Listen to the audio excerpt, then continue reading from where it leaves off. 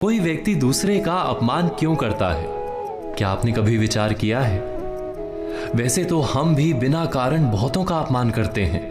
हमारा अपना अपमान भी बहुत बार होता है। संसार का सारा व्यवहार एक दूसरे का अपमान करने पर टिका है। जैसे पति अपनी पत्नी का अपमान करता है, पिता अपनी संतानों का अपमान करता है, नौकरी देने वाला अपने नौकर का अपमान करता है, अर्थात जो भी बलवान है वो निर्बल का अपमान करता है। यदि हम शक्तिमान हैं तो अपमान के बदले में लड़ाई करते हैं, और यदि लड़ने की शक्ति नहीं होती तो हम अपमान सह लेते हैं, स्वयं को निर्बल और असहाय मान लेते हैं।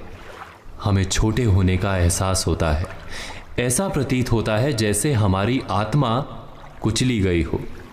किंतु कोई किसी का अपमान क्यों करता है?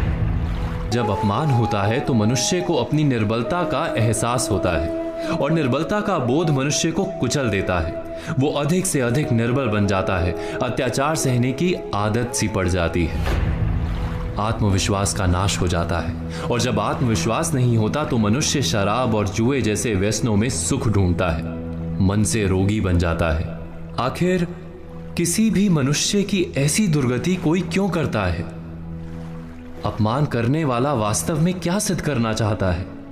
कभी गहराई से विचार किया है? वास्तव में हम किसी का अपमान करते हैं उसकी निर्बलता सिद्ध करने के लिए, ये बताने के लिए कि हम अधिक शक्तिमान हैं। अर्थात वास्तव में अपमान करने वाला स्वयं अपने आप को शक्तिमान या बलवान सिद्ध करने का प्रयास कर रहा है। अपमान करने वाला हकीकत में अपनी शक्ति से आश्वस्त नहीं है, उसे अपनी शक्ति पर भरोसा नहीं है। दूसरों को चुनौती देकर वो अपनी शक्ति पर विश्वास प्राप्त करने की कोशिश करता है। क्या ये सच नहीं? जब हम किसी का अपमान करते हैं तो वास्तव में इतना ही प्रकट करते हैं कि हमें अपने बल पर भरोसा नहीं।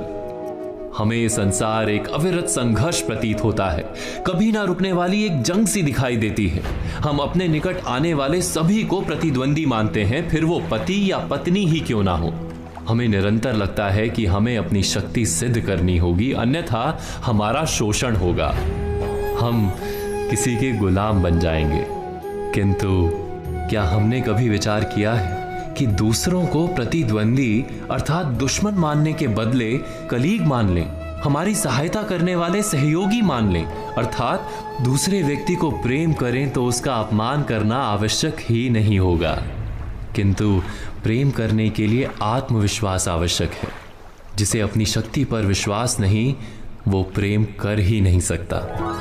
अर्थात जिसका हृदय आत्मविश्वास से भरा होता है, ना वो अपमान करता है, ना अपमान को स्वीकार करता है। क्या ये सत्य नहीं? इस तथ्य पर विचार अवश्य कीजिएगा।